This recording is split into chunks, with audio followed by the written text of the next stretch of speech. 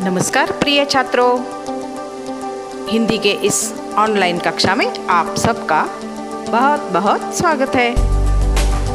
आज हम पढ़ने जा रहे हैं व्याकरण।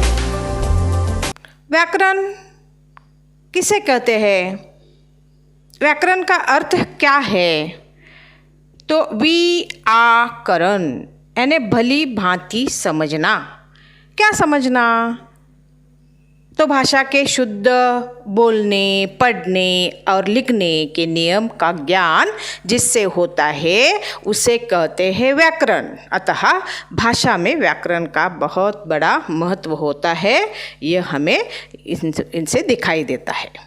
तो आज हम व्याकरण का एक बहुत ही महत्वपूर्ण भाग देखने जा रहे हैं, शब्द भेद। लेकिन इससे पहले हम शब्द यानी इसका मतलब क्या है यह देखेंगे।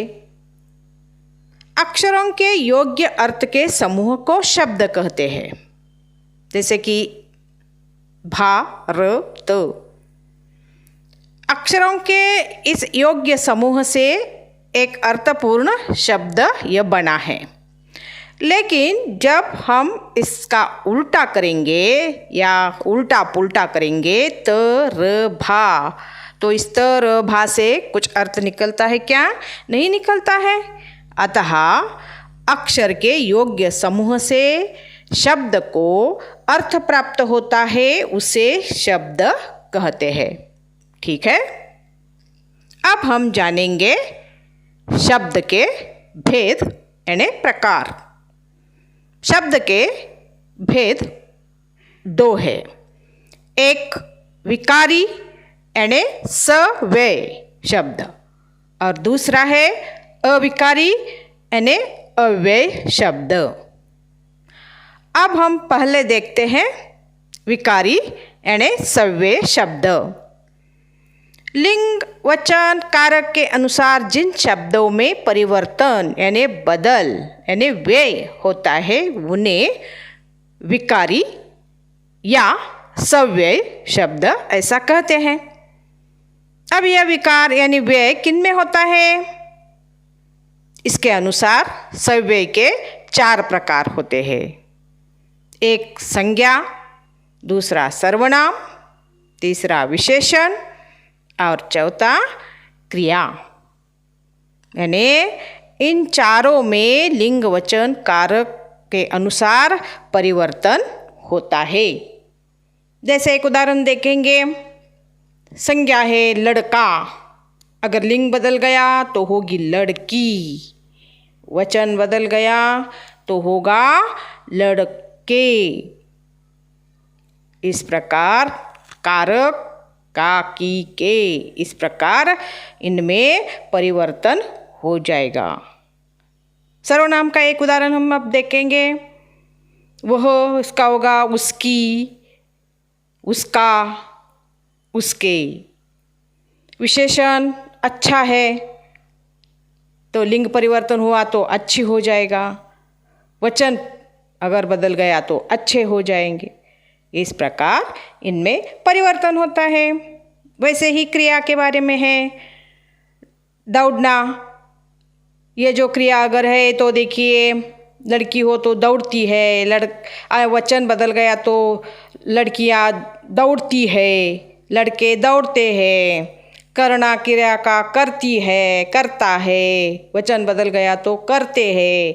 इस प्रकार इन उदाहरणों से यह बात समझ में आ जाती है कि लिंग वचन और कारक के अनुसार संज्ञा में, सर्वनाम में, विशेषण में और क्रिया में परिवर्तन हो जाता है, बदल हो जाता है, विकार हो जाता है, व्यय हो जाता है। ऐसे शब्दों को विकारी या सव्यय शब्द कहते हैं। बात समझ में आ गई?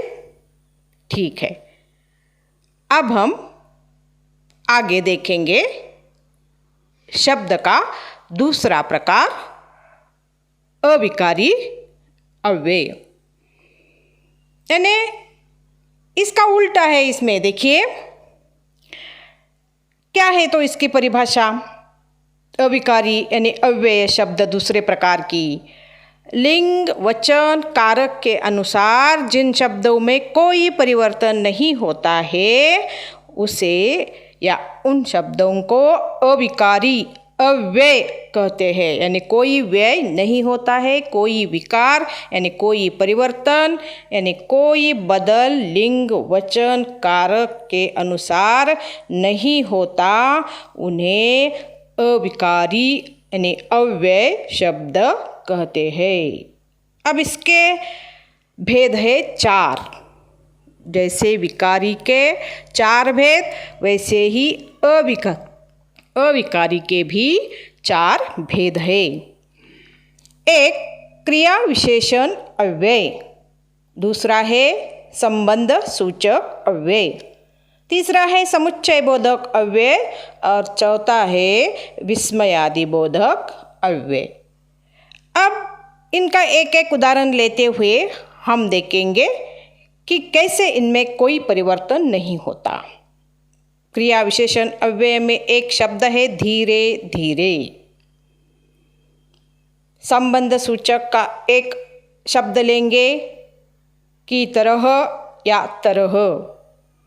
समुच्चय बोधक इसलिए और विस्मयादि बोधक का एक शब्द लेंगे वाह।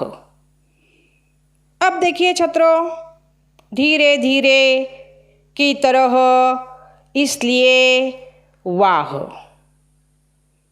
4 प्रकारों के 4 शब्द यहाँ पर हमने लिए हैं। इन चारों में लिंग वचन कारक अगर चाहे बदल गया तो इनके बदल जाने पर भी इन शब्दों में कोई परिवर्तन नहीं होता है।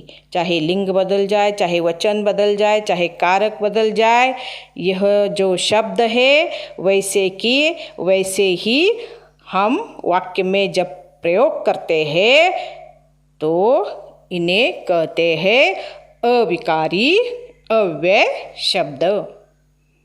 समझ में आ गई बात? तो ठीक है, अगले भाग में हम विकारी शब्द के 4 प्रकार और अविकारी अव्यय शब्दों के 4 प्रकार विस्तृत रूप से जानेंगे।